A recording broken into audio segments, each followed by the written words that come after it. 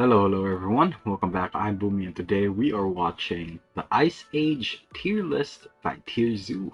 Yes, this is gonna be a pretty interesting one. I don't really know a lot of Ice Age. Well, how do you call this? Creatures. So most of my knowledge is gonna be based off of the movie Ice Age. So we know we're gonna be dealing with like woolly mammoths, saber tooths, and what was Sid? Was wait, I forgot what animal Sid was, but I even forgot the one that keeps on like chasing for the nut. I think Sid is a sloth, right? Yeah. I really don't know. I'm gonna leave this up to TierZoo to give me more like Ice Age animals. I'm not sure. I think we've gone through multiple ice ages, so I don't know which one we're going to be talking about, but still, I'm excited to check this out. So remember, if you like my reactions, don't forget to leave a like, let me know your thoughts on the video down in the comment section below, and consider subscribing. We are trying to get to 1,000 subs this year, so hopefully you guys can help me out with that. Also, don't forget to leave your suggestions of what I should check on next. That being said, let's go ahead and watch the video. This video was made in partnership with that Curiosity is Stream. loud.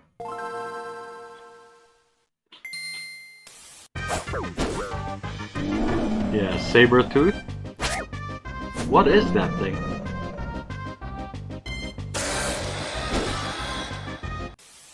After the dinosaurs were nerfed, a lot of niches were left wide open. The power vacuum created a lot of pretty janky builds, most of which ended up getting nerfed in the final Ice Age balance patch. Oh, the final But Ice Age. Some of the most interesting and unique builds of all time were part of the quaternary meta, and so I think it's time to finally create the Ice Age tier list. It's tough to make a fair tier list simply because just about every build that went extinct can directly or indirectly blame humans. Yeah. Humans unlocking projectile weapons gave them such an oppressive advantage True. over large mammals The that they became Neanderthals. totally unstoppable in any server that lacked the proper counters. But since you should already be fully aware of how OP humans are, we're gonna kind of skip past that in this tier. If you haven't already checked it out, check out my Are Humans OP video. It's one of the first ones that I watched, actually. So it will be linked on the TierZoo playlist. And talk about the other great builds from the Ice Age meta. As always, we'll start from the bottom of the tier list and move up from there. In F tier, we have the Megalosaurus, aka the giant deer build. This build holds the record for most evolution points put into the Antlers ability. That's now, I've talked about the concept of diminishing returns before on this channel. For example, discussing how the poison dart frog having toxins that are strong enough to drop an elephant is probably a bit of overkill. But in that case, it's not that being too poisonous is a problem. It's just that some of those evolution points probably would have been better spent somewhere else. Yeah, but in the case of the giant deer, not only is this level of antler growth excessive, it's genuinely detrimental. First of all, antlers have a significant equipment load cost. Sprinting, fighting, or really just any everyday action costs more stamina when you're weighed down by heavy antlers, increasing the deer's food requirements and causing it to require rest more frequently. Second, antlers do break in combat quite frequently. While they're certainly powerful enough to defend from carnivore players, their purpose is to give male players a way to complete the alpha male and mating side quests, and are frequently broken during these challenges. Yoink! Yeah, I've seen that one. This isn't too big an issue, but when they each weigh 40 pounds, a break to one antler might also mean a break to the neck, or at the very least, make it tough to maintain your balance. Damn! Lastly, deer rely on stealth and mobility to evade attacks. The most common line of play is for deer to run to the safety of the forest, where they can hide much more effectively. Not only do antlers make it harder to run and make you stick out like a sore thumb, but their enormous hitbox makes it impossible to enter dense forest, a potentially game-ending limitation. It gets caught Giant deer may on have the trees and branches. HP, but they were one of the few builds that were actually buffed overall in the final Ice Age balance patch.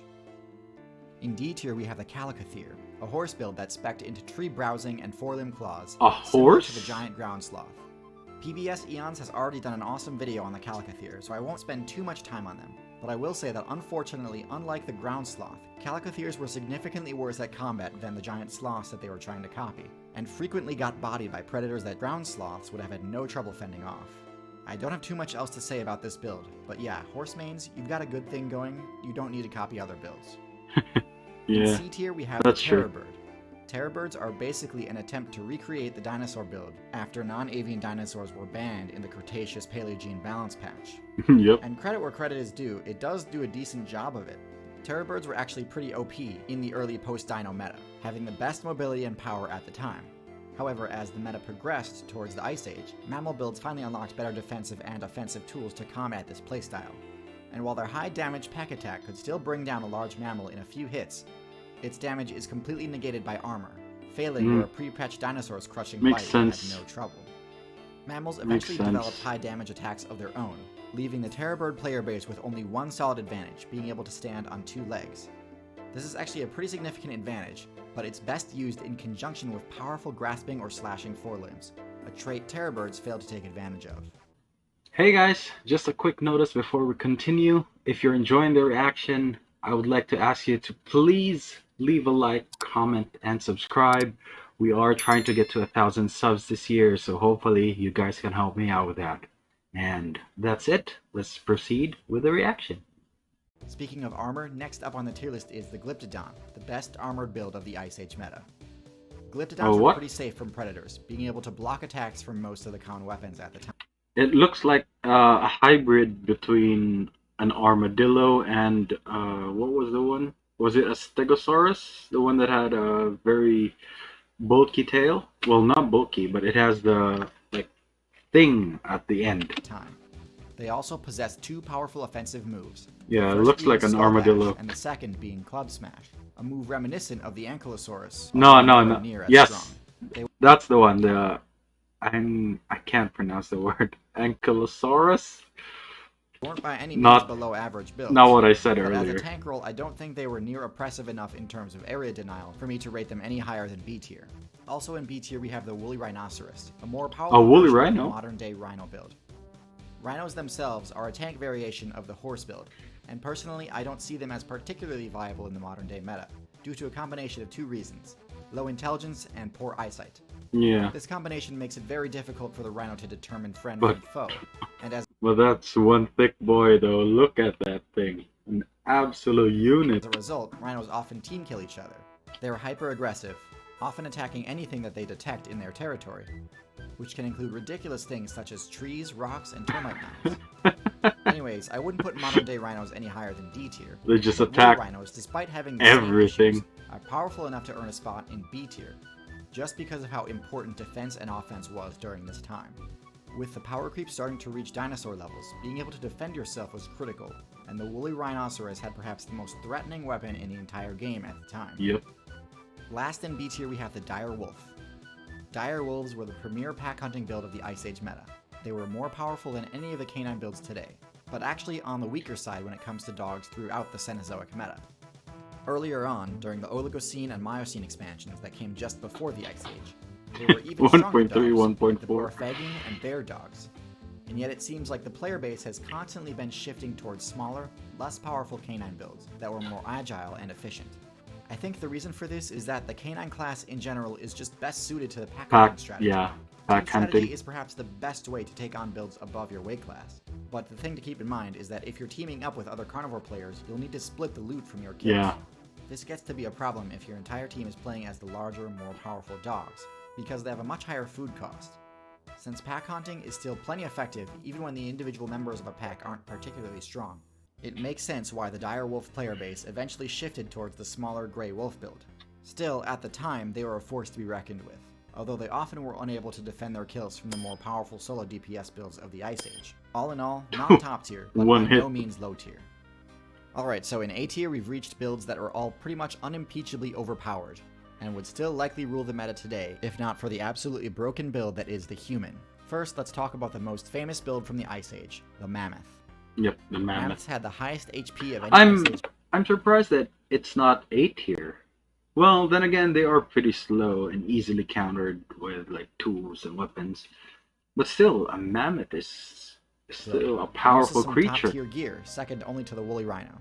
Mammoths, as well as elephants today, also had one of the most unique abilities ever seen in the game, a trunk.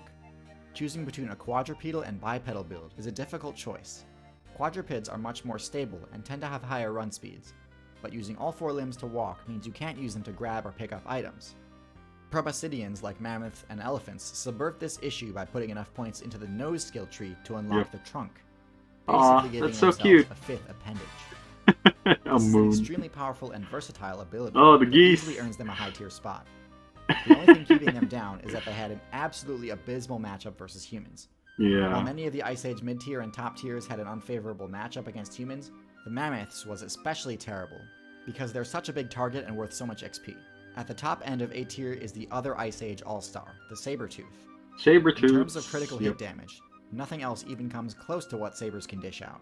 Sabers actually had a different playstyle than the big cats of present day. Their lower agility made it tough for them Bruh. to chase down prey, and so they had to use stealth not just to get close, but to get literally within range of a Shoogity strike. swooty. They could take down basically anything that they wanted, but it's important to note that due to how fragile their fangs are, they couldn't use them in combat to deal damage to their foes. They were reserved specifically for finishing off a downed player. Their high power stat comes more from their bulky front limbs than from their teeth. While few Okay. builds could stand up to Interesting. them, they did have a poor matchup against the next two builds on the list, the top tiers. The What first the list hell tier is that? the giant ground sloth, a build I've discussed at length in my video What? about why sloths aren't OP anymore. I don't think I've seen that one. But giant sloths were the thing? But to recap, they could body just about anyone in a 1v1 match. And Interesting. because they were one of the few mammals to pull off bipedalism correctly, they were much less vulnerable to stealth-based approach strategies due to their height. What happened Check to out this them? video for more info on it. Oh Last yeah. on our list is I'll definitely check that out. Probably next recording session. But yeah, that was interesting. The giant the sloth. cave bear.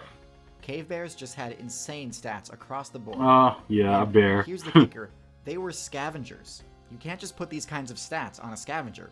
A bear this big could steal kills from entire packs of dire wolves or Yeah, sabretooths that all makes by sense. itself. But if there weren't any chumps around to do the bear's work for it, the bear could either take down some huge quarry by itself, or simply fall back on the numerous herbivorous options available to it. Oh yeah, It's obvious they're that the devs had to nerf this build what do you because call it had this? basically no weaknesses. It's the only Omnivores. build on this list that humans are almost certainly not responsible for the extinction of. In fact, the reasons for the bear player What base happened? shifting towards the smaller bear builds aren't well understood by data miners at this point. Okay. All we do know is that when they were in the game, they were absolutely broken during a meta full of broken builds. Yeah, because they have thick fur, thick fat to shield them against like small claws and damages. They have very powerful swiping abilities because they're so big. And they also have their how do you call this? I wouldn't call them fangs. Their teeth, their bite force is strong as well. Learning about builds from past expansions, there are tons of documentaries I'd recommend. My favorite is the Walking With series, including Okay. Walking with Dinosaurs, This is a this is the curiosity stream, I think. So I'm gonna skip that. Yeah, really interesting one. I'm gonna have to check out the sloths video next. Well, not right now, but next time I watch a TierZoo video. That's definitely coming up. Whew! I did not expect that. Sloths are like one of the most I wouldn't even call them useless. I mean, what's a good category? They're neutral animals, right? They don't like hunt other animals except I think for ants and termites because I really don't see them. I mean, they're like pretty chill. Yeah, I don't think I see them being that devastating on the Ice Age era. But it is for the most part. They really got nerfed on this current patch. Yeah, that's gonna be it for me today, guys. Link to my Twitter is down in the description below. Go ahead and check it out if you want to. And if you're new here and enjoyed the video, don't forget to leave a like. Let me know your thoughts on the video down in the comment section below and consider subscribing. Again, we are trying to get to 1,000 subs this year, so hopefully you guys can help me out with that. Also, don't forget to leave your suggestion on what I should check out next. That being said, thank you so much for watching and I'll see you all next time. Bye!